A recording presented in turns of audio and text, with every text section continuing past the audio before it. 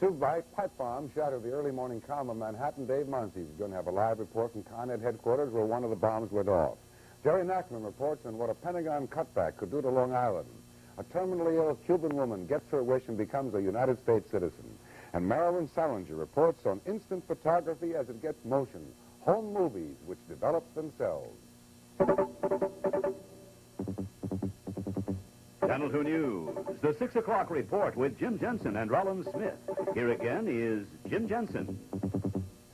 Good evening. Measured in explosive power, they were not that large, but bombs going off in an urban area are better measured in terror than in firepower. Two bombs went off early today in Manhattan. Dave Munsey reports.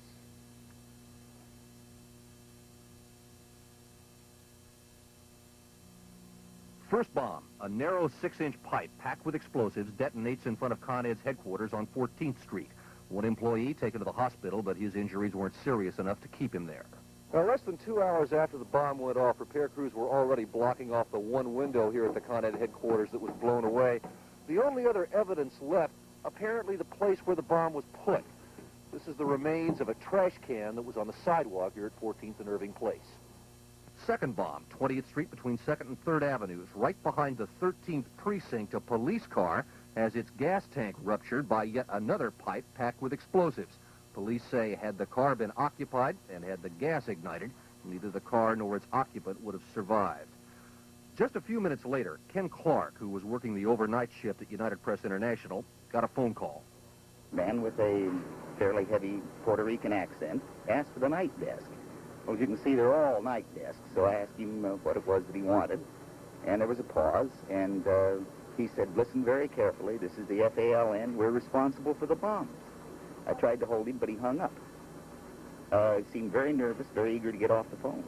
The FALN, the Puerto Rican terrorist group that's claimed responsibility for the Fraunces Tavern bombings and dozens of others. But this time, the group's pattern shifted, if in fact it was the FALN at all. Clark got the call after the bombings. Other times, calls to the press have come just before any explosions. And there's more. Inspector Robert Howe is head of the arson explosion squad. This is outside the normal pattern of the FALN with 32 bombs that were placed in New York City over the years. The usual method of operation was a timing device with several sticks of dynamite. However, there's also the possibility that the pattern has changed. Now, here at the Con Ed headquarters on 14th Street, you can see that work crews are just starting now to replace that one window that was destroyed last night in the bombing. And late this afternoon, a new development. Not only the phone call to the UPI, but later this afternoon, a letter was received claiming to be from the FALN that read in part there was a number of demands made in terms of what's going on in Puerto Rico. A number of sayings inside the letter like free Puerto Rico, free all political prisoners, stop grand jury abuse. Now, what the police department has to do is to decide whether or not this is legitimate or whether their suspicions are. In either event, they're going to have an awful lot of work for them ahead of them in the next couple of days, Jim. In the Middle East, where terror has been a fact of life for over 30 years, Egypt and Israel are again talking peace. And the arrival of the Israeli delegation in Cairo today may have been a psychological lift, but the deadlock still remains on the hard issues. The Cairo talks must deal with the settlements the Israelis have so far refused to give up in the Sinai. And President Sadat of Egypt said today, the issue of Palestinian self-determination remains a major obstacle.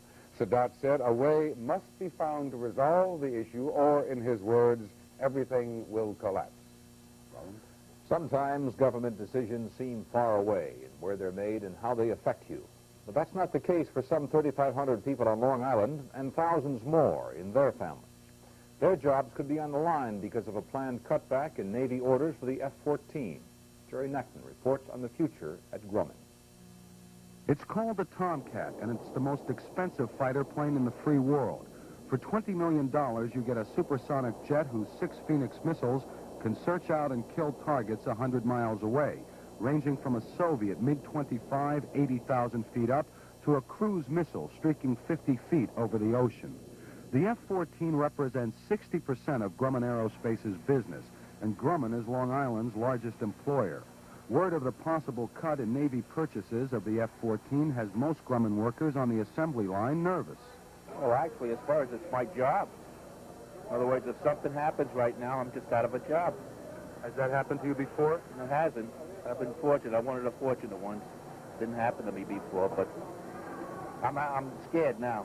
With the upcoming completion of an 80-plane deal with the Imperial Iranian Air Force and a threatened cut in U.S. Navy purchases from 36 to 24 a year, there are some dark skies on the Grumman horizon. Right now, 6 of these F-14 jets roll out of this plant every month. If the present cuts go through in a couple of years, that number could drop to 2 a month. Delivery schedules tell the story. 72 F-14s last year, 56 this year, 44 in 1979, and perhaps only 24 by 1980. Political and technological issues aside, decisions at the Pentagon and the White House may strafe many Long Island jobs. There will be, in the interim, a reduction in total employment in Grumman Aerospace alone in the next several years of some 3,500 people. Aerospace always has been a risky industry, but that's little relief to the people whose paychecks are on the line. You want to eat, right? You want to eat. That's a big thing. Everybody wonders every Thursday or Friday if you're going to be tapped on the shoulder. And that's a tough way to make a living. Grumman plans a full-court press in Washington to convince the administration not to cut back on F-14 purchases. But it's worried about playing against a loaded deck. The Iranians are talking about buying 70 more planes, but they're muttering on Long Island that the White House may kill that deal as part of an embargo on foreign arms sales. Jim? The Port Authority today released an audit on expense account abuses within the agency. The report by an outside accountant found that at least 27 of the 195 executives audited cheated on their expense accounts. It cost the agency $395,000 for the audit, which resulted in less than $11,000 in reimbursements. But Port Authority Executive Director Peter Goldmark says it was worth it to restore public confidence in the Port Authority. If you thought January was worse than usual, you were absolutely right. The National Weather Service has some statistics to prove that. They say we had 8.27 inches of precipitation in New York, while the normal in January is 2.71 inches. As for snow, if you did not have time to measure it while you were driving out in it or walking in it, there have been 21.2 inches since November, and that's 7 inches more than in normal. Channel 2 weatherman Herb Jakowski says there is a chance of some snow on Thursday, and it'll be colder than normal, at least through Saturday. Well, most of us are happy to live in the United States, but a Cuban-born woman says that she'll be happy to die here as an American citizen. J.J. Gonzalez has her story. Her name is Zenobia de las Nieves Rios, and this morning was one of the happiest days of her 60 years. She was on her way to become an American citizen.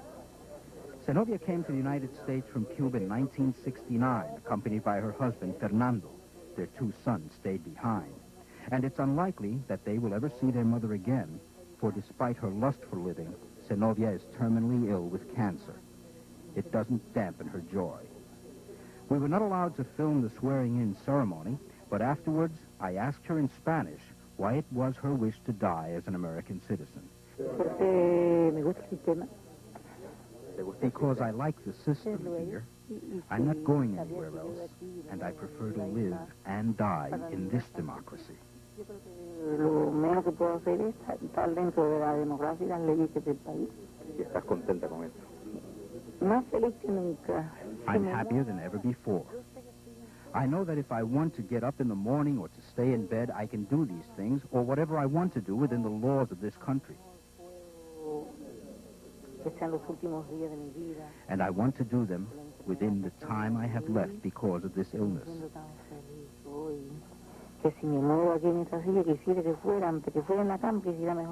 But I'm so happy today. If I were to die in this chair right now, instead of in a bed, better it should happen here now. I would be so happy. It would be the greatest thing in my life. Justice Brandeis once said, the most important office in this land is that of private citizen. That office was admirably filled this morning by Zenobia de las Nieves Rios, citizen. J.J. Gonzalez, Channel 2 News. The hunt for hot radioactive material goes on up in the frozen north. Joan Little is free on bail right now, released from Rikers Island this afternoon. Bill Greenwood will have that report.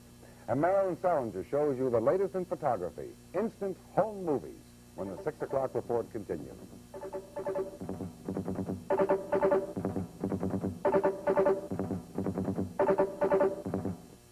What makes the Irving different from other banks? I've got my own personal banker over there. That gal knows more about my finances. I guess my wife does. I don't know. My personal banker will do everything. The major difference is the fact that I have somebody to talk to here. A guy named James. Irving customers really like their bank. In a recent survey, the Irving had a greater percentage of highly satisfied customers than the 4 largest New York banks. Substantially greater. I can see one person, and he knows who I am. Highly satisfied customers. That's what makes the Irving different. Oddly enough, there are many people who feel that the decade of the 90s was perhaps the most romantic, the most extravagant, the most stimulating and really glorious period that this country's ever known. The ships had reached a peak of development and of glory that will never be seen again. The people were leading a very extravagant and fabulous life, and I tried to put all this together in between the pages of a book. Voyage, Sterling Hayden's coast-to-coast bestseller, an Avon paperback. It's one of those days. Low back pain. Feels like all your muscles are one big knot of pain. That's when you need Heat. Heat's exclusive formula brings fast relief for low back pain. Just brush on Heat. In seconds, you feel a surge of warmth, a flood of heat, relieving that knot of pain, so muscles feel better fast. Your back moves more freely for hours. Liquid Heat or Heat Spray. Fast relief for low back pain. Heat. He comes to the Concord to play tennis. Top pros, 3 lessons, 16 indoor courts open 24 hours. Do you blame him? She comes to the Concord to ski. Free lifts, 3 lessons, snowmakers, and free use of equipment. Do you blame her? The ski tennis package any Sunday through Friday except holidays. 4 days, 3 nights, 3 meals daily. Skating, swimming, health club, and top entertainment, only $117. Call 244-3500. A Canadian team is now going after 2 small fragments from that nuclear-powered Soviet satellite. The debris was spotted electronically near a weather station in the Northwest Territories. In addition, officials have confirmed still another source of radiation. Rowan? Joan Little was freed on bail today from Rikers Island. That's a long way from North Carolina. That's where she became a national figure, acquitted in the slaying of a white jailer who allegedly abused her sexually. But she's remained in jail there on a breaking and entering charge until her recent escape. Bill Greenwood reports on her release today. Little was escorted out of Rikers by her attorney, William Kunstler. She'd been held here since December 9th on a North Carolina fugitive warrant and is now fighting a request for her extradition. She talked about that fight at an earlier news conference in a prison auditorium. I've been given another chance to be released out into the street to prove to the people and to the public that just because you come to prison or just because you commit a crime, that you're still a human being, have a job, build a family, get married, and never return to the prison system again. Her temporary freedom cost $51,000 in cash bail money. As for living money, the fugitive hopes to find a job as a dental assistant while lawyers fight her case. As soon as we leave here, Joanne is going with us. We have several job interviews for her. We hope that she will be placed in New York State and working by Monday of next week. Little said she was treated well here at Rikers Island, said it was more like a Holiday Inn than a prison. And she said she still fears for her life if returned to North Carolina.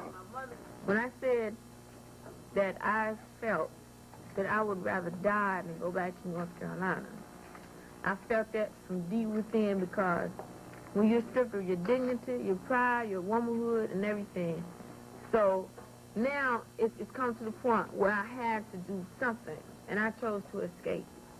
And rather than go back to North Carolina and be harassed anymore, I'd rather die and just, you know, be at peace altogether. Little's extradition hearing is scheduled February 6th in the Brooklyn Supreme Court. But the final authority rests with Governor Carey. Even if the court orders Little returned to North Carolina, the New York governor can reverse such a decision. Jim? The New York City Sanitation Department says by early tomorrow it will have had 1 garbage pickup from almost every street in the city. It will then begin a second round of collections in its battle to level the mountains of refuse piling up since the big snow of '78. It hoped the task will be finished by the end of the week with the garbage off the streets and on its way to landfill areas in Staten Island or other disposal sites. And Mayor Cox today said he is keeping Anthony Vaccarello as a sanitation commissioner because of what the mayor said was his good job of snow removal. Rollins? Jim, there's something new in home movies. A new camera's coming on the market that will enable backyard Fellinis to instantly view their work. The Polaroid Corporation showed off the new camera today, along with some other new developments in instant photography. Marilyn Salinger reports. In the age of instant almost anything, the idea of instant home movies fits right into the scheme of things. Putting together new technology with some old chemistry, the Polaroid Corporation has taken instant replay one step further and brought it into the home. Today, the company introduced the public to Polavision, the first cassetted, self-developing movie picture system to be marketed anywhere in the world. Within seconds after the silent movie is made, the cassette holding the film is ready to be played back on the system's special viewer. Easy enough for kids to use, they say. And the business of instant images is something that continues to grow even further and even bigger. Behind me is Polaroid's 20 by 24 new experimental camera that within 60 to 70 seconds will develop a full-scale poster-sized print ready for exhibition on any living room wall. Using the same Polaroid concepts, the picture quality was likened to portraits painted with oil, the wave of the future in big photography. But what impact will all this instant photography have on the so-called real motion picture business? One man, well known for his commercial use of instant photography, had this to say. We got our camera 2 weeks ago, so I've made a couple movies already. Well, I only believe in fast things, so that's the fastest. And it's so beautiful. It's a small camera and has lights attached to it. What do you think it's going to do to the future of movie making in places like Hollywood? Will it have an impact? Well, I guess anybody can make a movie now. Very fast. The Polavision system will be in the stores within the next few months. The camera will retail for $184, the player for $515. And they say that the addition of a sound system is now in the works. This is Marilyn Salinger for Channel 2 News. Snow was all that James Tully had seen or eaten for the last 6 days. The trucker was stranded in his rig beneath huge drifts of snow in the Ohio blizzard. Air and National Guardsmen finally came to his rescue today, and even after the ordeal, truly walked away from his rig. He's in good condition at a local hospital, but undoubtedly he's not very thirsty. A church woman takes New York to court over a prostitution arrest. Chris Forgan will have that report. A man is arrested after trying to crash his car through the gates of the White House. And a Cadillac, once given to the Pope, ends up on the General Motors recall list. Those stories when the 6 o'clock report continues.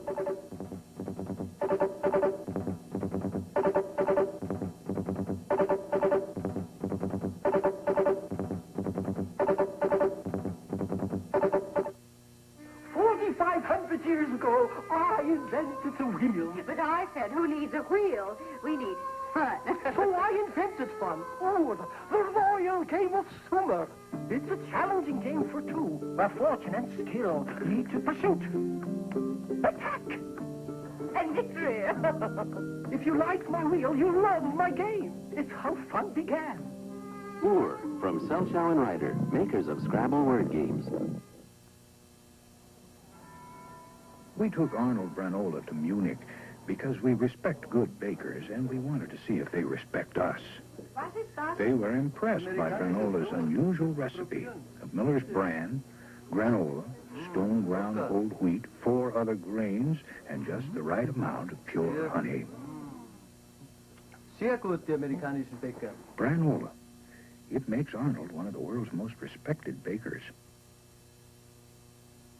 This Eastern Airlines jet has all the best equipment. Computers can virtually fly the plane by themselves. But I must admit, our competitors have great equipment, too. So how do we get you to pick Eastern? People make the difference. Our people have to be more courteous, more conscientious, have to get rid of the hassles. And they're doing it. For the 2nd year in a row, we've flown almost 2 million more passengers than the year before. There are other airlines you could fly besides Eastern, so we have to earn our wings every day.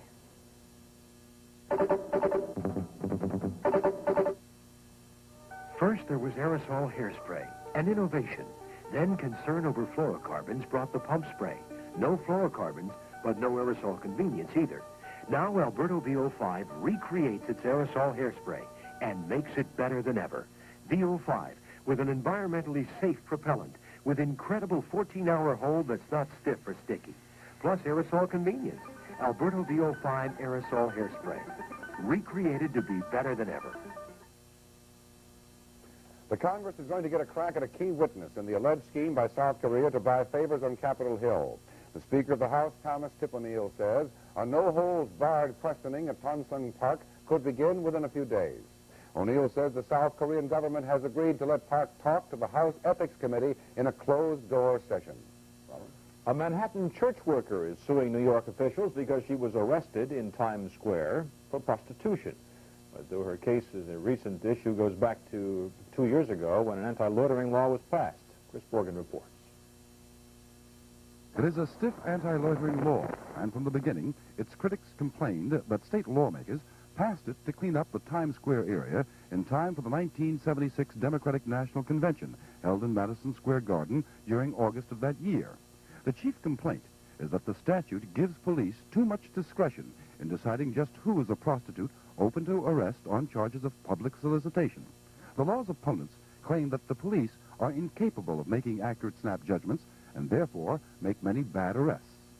Their operative notion is that any woman out on the wrong street at the wrong time must be a prostitute, and they therefore go about arresting all women on certain streets at certain times without the slightest evidence that they are doing anything that violates the law. Today, Glasser and other critics cited the latest complaint filed by 41-year-old Arlene Carmen, a minister and urban missionary from Manhattan's Judson Memorial Church. She says she was arrested last January 8th while preaching to a group of prostitutes on 8th Avenue, getting marching orders from 3 men in plain clothes. We're going to march single file across 8th Avenue, and if anybody tries to run away or gets out of line or does anything, I'm going to crack their head open. Nobody ever told me that I was arrested, and nobody ever told me what I was arrested for. I immediately went to the precinct house and told the officer who she was, and he didn't believe me. So he said she was there with the rest of them and she was soliciting, and I said, "You're wrong. She was not soliciting. She works for the church. And she's with a project that we have with the prostitutes on 8th Avenue. He still didn't believe me. I said to him, "How many 40-year-old hookers do you take in every night?" Well, Mrs. Carmen is suing Governor Carey, Mayor Koch, Manhattan District Attorney Robert Morgenthau, and several other high law enforcement officials for some $150,000 in punitive damages. She is also asking the federal courts to overturn that controversial anti-loitering law. Now, for its part, police refused comment, saying this case is still in litigation. But they say, as regarding that anti-loitering law, the police department is mandated to enforce the law as it is written, and they intend to do just that. Yes. A Washington man rammed his car into the northeast gate of the White House last night. The Secret Service says that the man, identified as Robert Boyd, gave no explanation for his act. He's charged with destroying government property. The new, stronger gates were installed after a man crashed his truck into the old ones in 1974. Grumman? Well, the FBI in Washington has arrested a middle-level employee of the United States Information Agency and a Vietnamese national and charged the two with spying for the communist government of Vietnam. The suspects are USIA's Ronald Humphrey, a 42-year-old information officer, and Trong Deng Hong, a Stanford-educated aide at Washington's Animal Health Institute. A major new plank in the anti-smoking campaign was unveiled today by the National Commission on Smoking and Public Policy. This one uses the views of the people themselves. Some 300 citizens gave testimony last year. Health and Science Editor Charles Crawford has more on the report. Each of us has a right to choose to influence the way that we may become ill or die. A national dilemma: cigarette smoking or the health of Americans. The 150-page report to the American Cancer Society makes some of the strongest and far-reaching anti-smoking recommendations since the first Surgeon General's warning more than 20 years ago. Recommendations aimed at accomplishing 3 major objectives: reducing to a minimum the number of cigarette smokers, reducing the risk of disease for those who smoke and are unable to quit, and reducing the exposure of non-smokers, particularly those sensitive to cigarette smoke, to the smoke of others and to side-stream smoke. Key proposals by the Commission include eliminating over the next 10 years federal price supports for tobacco growers, federal and private funding of a mass media anti-smoking campaign, a federal advertising ban on high tar and nicotine cigarettes, laws to prohibit smoking in most public places, and the separation of smokers from non-smokers in restaurants, trains, and buses. A total ban of smoking in all public schools, along with tough anti-smoking rules for both government and private hospitals and health clinics. However, the commission stopped short of calling for a total prohibition on cigarette smoking. Prohibitions and bans do not work. They cannot be enforced. They lead to bootlegging situations. They encourage organized crime. And the past history of the country is that prohibitions and bans are not effective. But the broad-reaching recommendations by the National Commission on Smoking are in for some stiff resistance, led by a furious tobacco industry. It seems clear by now that these we-know-best compulsions of the American Cancer Society and people like the Secretary of HEW have driven them somewhere over the edge of reality. Certainly there are examples of that in the report given to us this morning. It would be totally unrealistic to expect all of the Commission's recommendations to become law, but they are seen as a major boost to the American Cancer Society's 5-year goal to reduce adult smoking by 25% and youth smoking by 50% in the United States. Jim? Did anyone there address themselves to the fact that the government realizes $6 billion a year in taxes from cigarette smoking? No, I don't recall specifically whether that was mentioned by the Commission, but they did bring up that they would propose to eliminate the $70 million a year in price support for tobacco growers and replace that with $70 million in price supports not to grow tobacco. So how are they going to replace the $6 billion in taxes? That's a good question. I don't have the answer. The Pope's Cadillac's being recalled, or would be if anyone knew where it was. The problem with the 1960 model is a possibly defective steering mechanism, but the pontiff's been riding around on a Mercedes for years. General Motors says its dealer in Rome is going to replace the part should the car ever materialize. A man injured in a pothole-caused car crash years ago wins a large settlement from the city of New York. Bill Greenwood reports on those new lottery tickets going on sale today. And Coors beer heads back to the endangered species list in the state of New York. Those stories when the 6 o'clock report continues.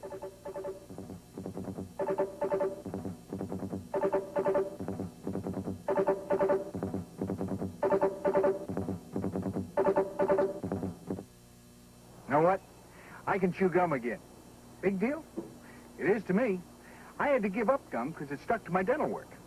But with Freedent gum from Wrigley's, I can enjoy chewing gum again.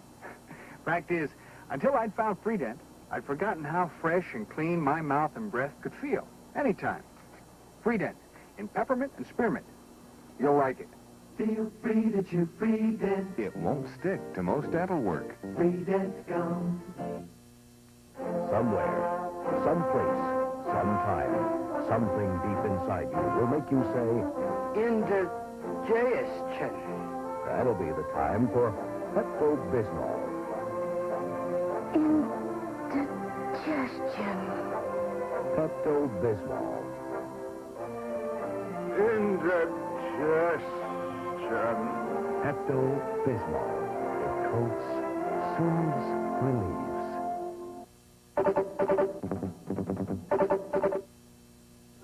The Skylab astronauts relied on Honeywell for fire detection. So do hospitals, schools, and skyscrapers across America. Honeywell also builds a smoke and fire detector for your home with space-age dependability, but at a down-to-earth price. You can pay less. But isn't it worth a few dollars more for a Honeywell smoke detector? Trust Honeywell to protect your family. Available at Pergament, J.M. Fields.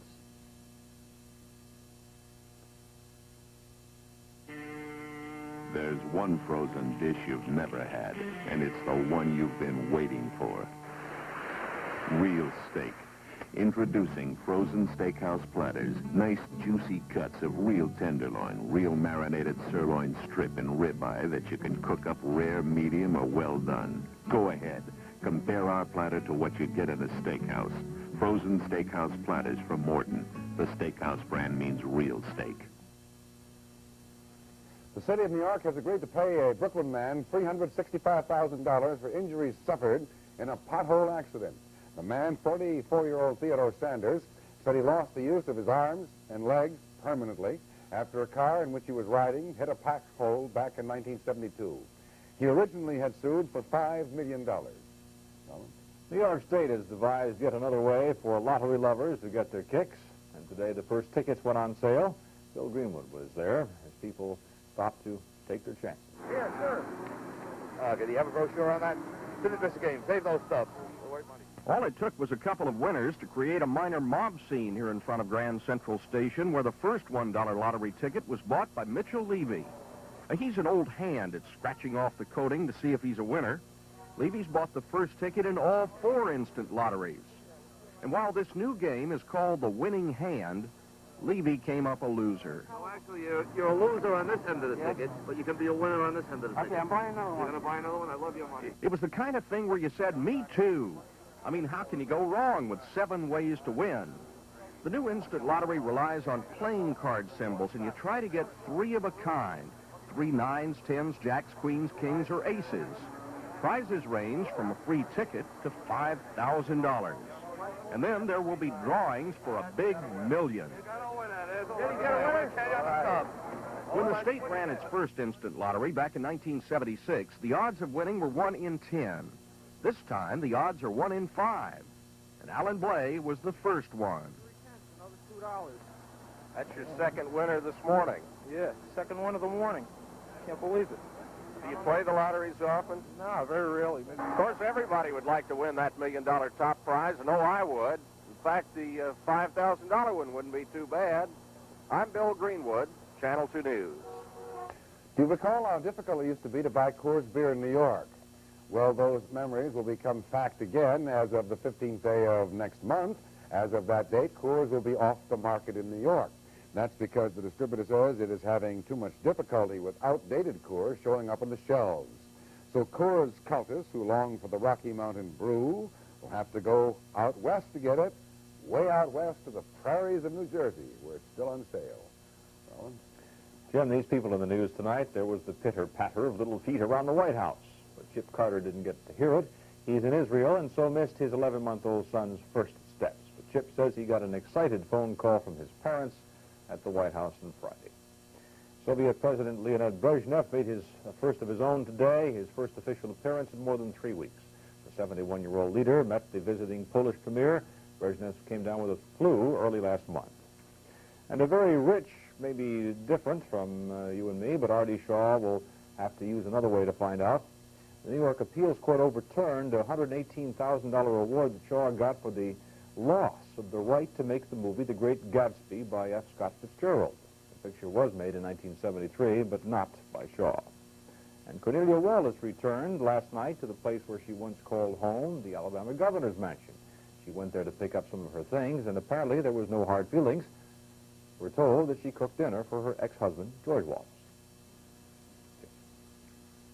Still to come as the 6 o'clock report continues, Marilyn Salinger reports on Vice President Mondale's day in New York. Ron Swoboda reports on a quiet Muhammad Ali, yes, quiet, promoting a comic book today. And Pat Collins reviews Night Full of Rain, an imported film which features Candice Bergen. And Herb Jackowski will have the complete weather forecast.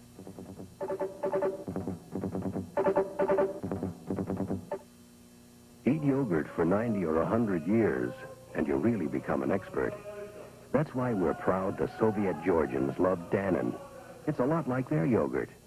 All natural, no preservatives, no starch or color additives, with plenty of active cultures. Many other American yogurts simply aren't made that way. As for 81-year-old Guj Kvitsinia and his older brother Upta, they love Dannon. Why? It's just like Mama's. At Chemical Bank, our branch managers recently decided to help shorten lines by going out to the floor and speeding up transactions themselves. What we should do is, for a few hours a day on busy days, let's lend a hand. Take deposits, initial checks. If you ask me, it's never going to work. Naturally, the idea wasn't universally well received. Glad it wasn't my idea. Until it was tried. Can I help you? In fact, at one branch, it cut waiting time from an average of 6 minutes to an average of 2 minutes. You mean I don't have to stand online and make a deposit? What a terrific idea. Oh, you'll initial my check before I get in line. People show their appreciation one way or another. You just saved me 10 minutes of standing on line. I could kiss you. Oh, well, I don't like to brag, but it's just a little something I dreamed up at our branch manager meeting. And like all great ideas, it was met with a little skepticism at first, but... The chemistry's just right at Chemical.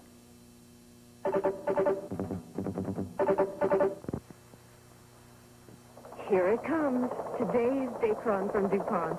Today's Dacron in fabrics that are unnatural for the way you live today.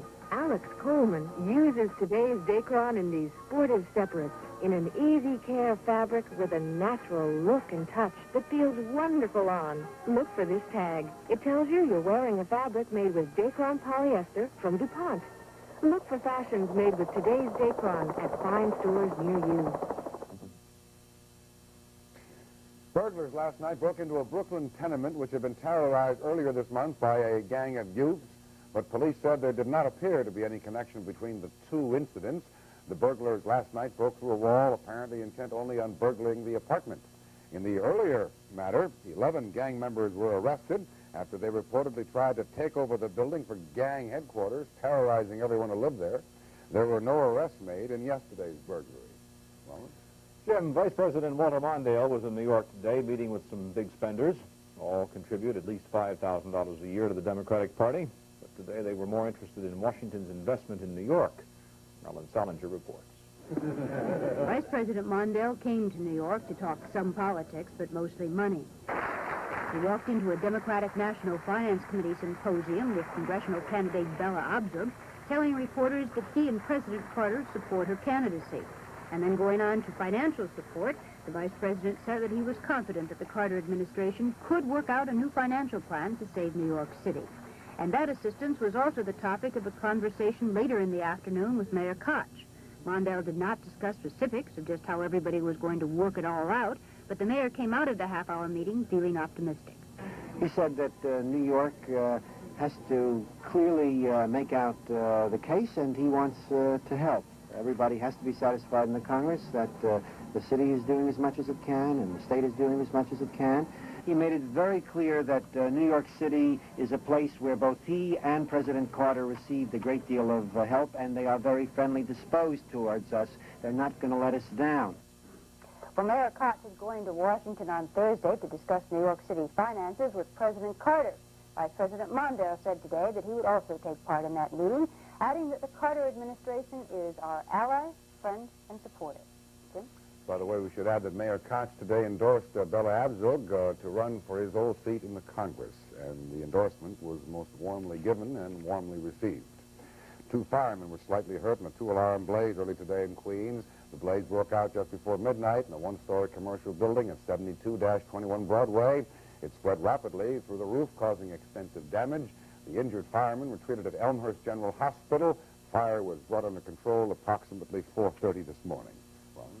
A South African couple, not allowed to associate publicly in their native land, was married in New York today. The state Supreme Court justice married 21-year-old Teresa Nabil, a white nurse, and 34-year-old Salem Osman, an Indian who was considered non-white under South Africa's apartheid policy. Now they say they just want to stay in the United States. 57 Lower East Side youngsters visited City Hall today hoping to get Mayor Koch's ear for their request for a new intermediate school building. They say that Junior High School 65, which they attend, is falling apart. A new IS-131 has been planned, but the city says there's no money to build it. The kids took along a bottle of rusty water from a school tap and a jar of plaster chips which had fallen in their classrooms. Mayor Koch was busy, so an assistant listened to their complaints, and Carol Martin listened as well. The rooms have cracked blackboards, falling plaster from ceilings, not many rooms with the AC current we need for science experiments, educational, television or radio programs or films.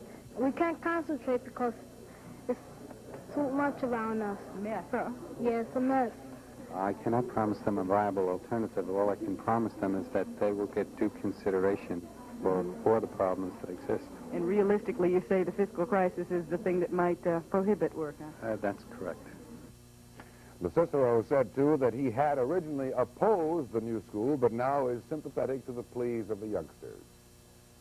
Gregory Herbert, the saxophonist with the Blood, Sweat, and Tears rock group, was found dead today in his Amsterdam hotel room. He was 31 years old.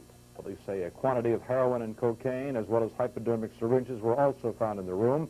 The group had been on a European tour and was to perform tonight in The Hague.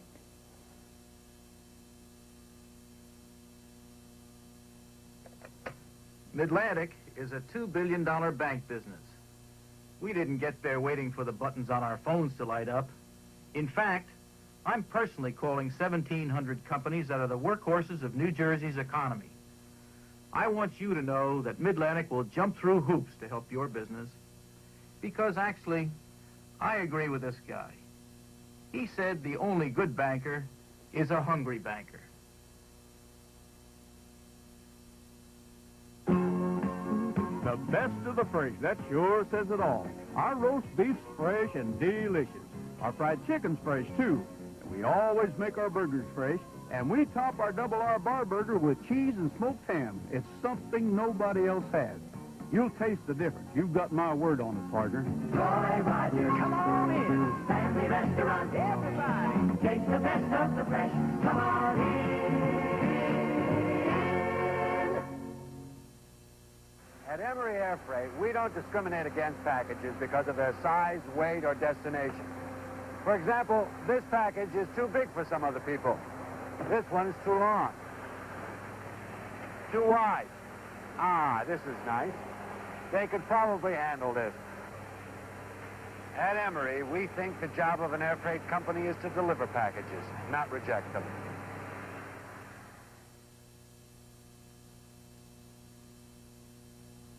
I'm Art Linkletter to tell you about a plan that guarantees you hospital cash protection. The National Home Health Plan. It pays you up to $50 a day, $1,500 a month from the very first day you're hospitalized for any covered accident or illness. To apply, simply tear off the envelope with my picture on it, mail the application, and keep the handy booklet for your records. You cannot be turned down, so be sure to look for this important booklet in your weekend newspaper.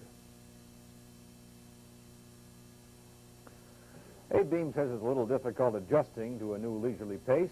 The former mayor is in Washington for a meeting on urban affairs, and he says you get used to the pressure at City Hall. But there are benefits to retirement. As the city was buried in snow, Beame was enjoying a 2-week vacation in the sun in Aruba.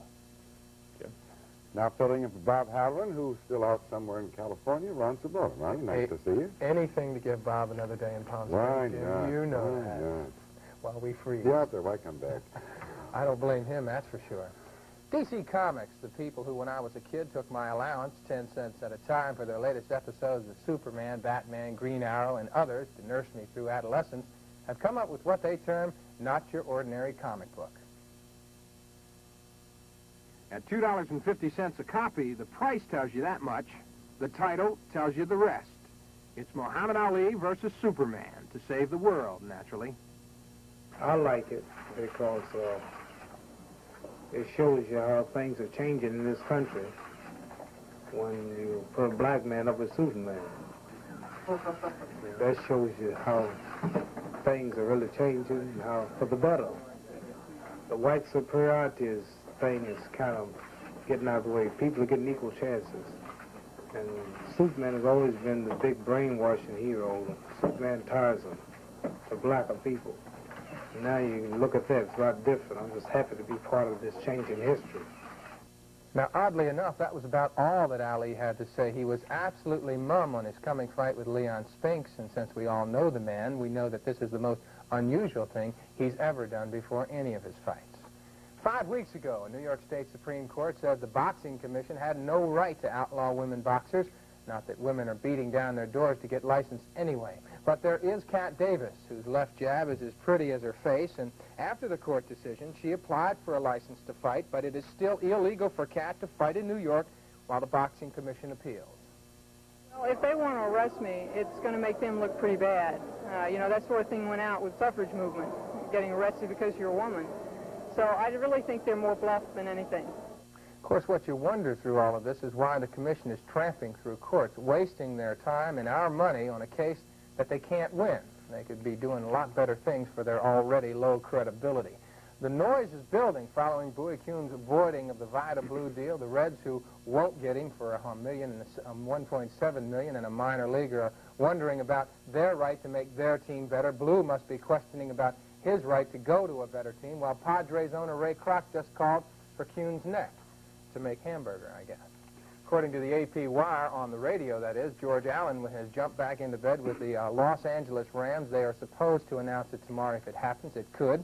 And Conrad Dobler, who calls himself rightly the dirtiest player in the NFL, became a Saint today in the only way it could ever happen. Dobler, an all-pro guard with the Cardinals, was traded to New Orleans with wide receiver Ike Harris for guard Terry Steve and defensive end Bob Pollard. Last night in Buffalo, the Sabres cut the Islanders' win streak at 6 games, beating Billy Smith in goal in at least 2 of the 3 goals they scored. Now, Isles rookie Mike Bossy swept over the blue line here and scored what was a 1-0 lead for him in the first period, number 34 for Bossy. That one was quickly answered by Buffalo's Rene Robert, who after this pass found one of the holes and one of the few holes in Smith's pads. That tied it at 1. Then less than 90 seconds later, the Sabres again off Rick Martin's shot. It was tipped in there by Andre Savard. That rebound, and it was 2-1. It was 2-1 Buffalo into the third period when Don Luce right here swept behind Smith in the net off the boards right on the stick of Gary Korab. That was a 3-1 security blanket that Buffalo needed as Bossy went on to score number 35 on the year as the Islanders trailed and finally lost at 3-2.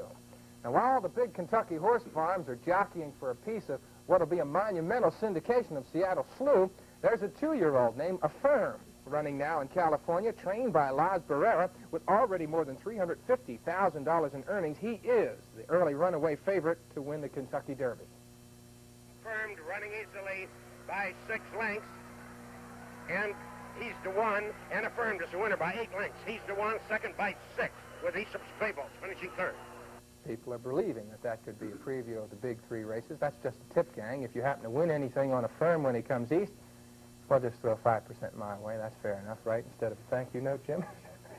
Maybe my wires are crossed, but I don't understand how Cincinnati is not allowed to improve their team by making a deal with Finley for Vita Blue. I don't understand that. Very complex issue that Kuhn had. Brought it up to him. No, that he had to deliberate. The problem being, he's worried about Finley, whose doctors told him to get out of baseball. What's that got to do with Vita Blue? He's bailing out a ball team for dollars that he's going to walk away with and sell somebody the bare bones that's left. Now, Kuhn, you know, legitimately is trying to keep his job for the owners or from the owners who pay his salary. He's got to make most of them happy.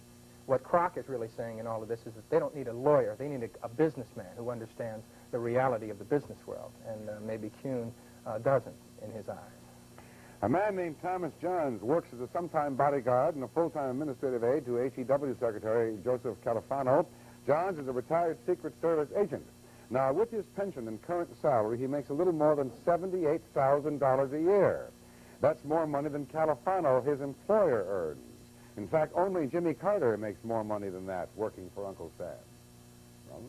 Jim, an independent report into last summer's blackout says the citywide power failure could have been averted. The report commissioned by Governor Kerry blames poor planning and faulty maintenance of emergency systems for the blackout. There had been other reports on the outage, but this was the only one conducted by people not connected with the electric system. Herb Jakowski previews the weather. We may see some snow, and Pat Collins reviews Night Full of Rain. The 6 o'clock report continues.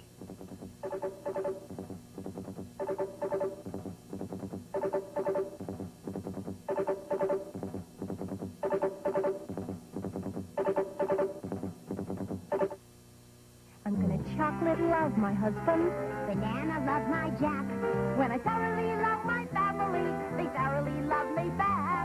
Gonna pound cake love my husband. Brownie love my child. I'm gonna thoroughly love my family with a taste that drives them wild.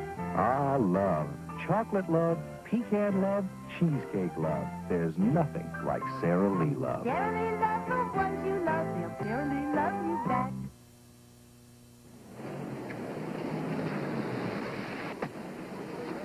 Railways makes news again. From New York, we've cut our prices in half on selected schedules to Washington and Boston. Our regular $19.95 fare to Washington is now only $9.65. You save over $10. We've slashed our regular $19.45 fare to Boston to $9.40. Another $10 saved. Call us now for details. Low prices, we got them, because we want you on Trailways. Severely asthmatic children can be helped to lead normal, active lives. Reach out to the Asthmatic Children's Foundation. Ah, Sabres Fabric Warehouse, where all the beautiful fabric go. Fabric Warehouse, rub elbows with the finest dress fabrics, upholstery velvets, tapestry patterns, notions, and much more. For spacious floors of bargains, our dollar-a-yard sales will keep all your fabric needs satisfied. If you want a warehouse of fabrics, come to Fabric Warehouse, 406 Broadway off Canal, open every day. Fabric Warehouse on the island of Manhattan. Você me conhece? Eu sou conhecido porque uso a cabeça no campo de futebol. Mas também uso a cabeça quando viajo. Eu sempre levo comigo o cartão da American Express. Já usei em mais de 40 países. Ele é conhecido e respeitado em todo o mundo, até nos lugares onde eles falam línguas estranhas, como o inglês. To apply for a card, look for this display wherever the card is welcomed. The American Express card. Don't leave home without it. Now, recapping the top stories of today, the 31st of January. Workmen tonight are replacing a window blown out at Con Ed's Manhattan headquarters by one of two bombs that went off in the city this morning. The FALN is claiming responsibility. And Joan Little is free on bail after being released this afternoon from Rikers Island. Well, we haven't used this particular camera all evening long since it's there, and so it shouldn't be a total waste. We figured we'd use it to introduce Herb Jacotsky, who's filling in for Joe Woody with the weather this evening as Joe continues in his meteorological convention. Very exciting stuff down in Georgia. Herb? Okay, it's all yours. Thanks a lot. We stay really dry for the next 36 hours, and then perhaps some problems, but no problem outside. Let's take a look at what's happening. The readings out in Central Park currently is 25 degrees, the humidity 51%. Barometer on the rise, 3007, and the wind is northwest at 11 miles per hour. And it's a tranquil weather picture tonight. No weather problems. 25 degrees again here in town. 20 degrees north in White Plains, 21 for Poughkeepsie, 22 Islip, 22 Teterboro. The skies are generally partly cloudy and a light, easy wind from the northwest at about 10 miles per hour. The clouds that we have now, weak disturbance which will pass to the east, no other problems at all from that. And then some good news. High pressure now located in the Tennessee Valley will sail in here and give us nice clear skies tomorrow, but cold. Temperatures tomorrow will be in the 20s. And then a problem. A storm now will develop in the next 12 to 24 hours in East Texas. This storm will move to the northeast and spread clouds here late Wednesday night and the possibility of snow Thursday, and there may be an accumulation. And if you're looking for relief, I'm sorry, I don't see it. Arctic high now over the Northwest Territories will surge south and eastward and then sweep in our direction, and all this spells a very cold week coming up. Starts with tomorrow, lots of sunshine, but clouding up by night, temperatures in the 20s. Thursday, snow, temperatures in the 20s. For Friday, sun and clouds in the 20s. And then Saturday, increasing cloudiness. It remains cold, about 30 degrees. Overcast and temperatures in the 20s for Sunday. For the remainder of tonight, partly cloudy, and the clouds will thin out, become mostly clear after midnight. Cold, though, if you're going out, bundle up. 12 to 18 degrees, and looking ahead to tomorrow, lots of sunshine, but then clouding up by night. Cold, temperatures between 23 and 28 degrees. So it looks like we stay dry for the next 12 hours, then clouds, and then some snow on Thursday. Jim? Thank you, Irv. Well, Lena Wertmuller is back on familiar turf, the battle of the sexes, in her new movie entitled Night Full of Rain. But with a difference. This time, the age-old war is played out in English, and Pat Collins has a review. I say English? It was something like that. Oh, it was close anyway. Very close. Jazz, yes. Sure. Absolutely.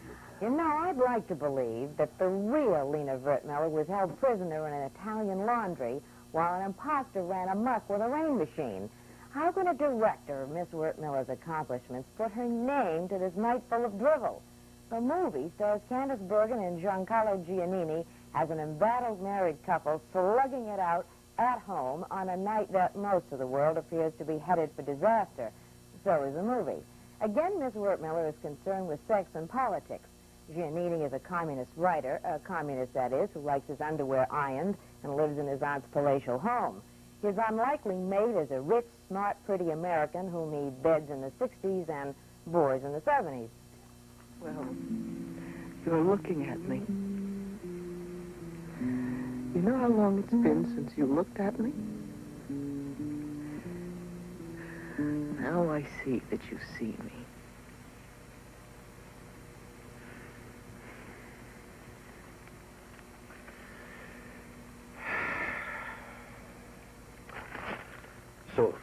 What's wrong? Huh? Nothing. I would just like to... I'd like to feel alive. Well, it's not Tracy and Hepburn, is it? Maybe what this movie needs is subtitles. All of this may sound profound in Italian. The movie's big problem, though, is that Miss Wertmiller has nothing new to say about the oppressed, that's Candy, the wife, and the oppressor, that's Giancarlo, the husband, that she hasn't said better before. If the screenplay is pretentious, the camera work is more so. Oh, you see a lot of these root canal close-up shots that only a dentist could love. I must have a few points and a word of praise for Candace Bergen, who brings skill and a sense of humor to a movie otherwise lacking in both, giving this a 3. I hope this is Miss Wertmiller's last movie to use the battle of the sexes to bring up the rear of her political views. Jim? That's the 6 o'clock report. I'm Jim Jensen. And I'm Roland Smith. John Tesh joins me tonight after the movie for a delayed edition of the 11 o'clock report. Coming up, a reply to a Channel 2 editorial, followed by the CBS Evening News with Walter Cronkite. We'll be back tomorrow evening at 6. Good evening.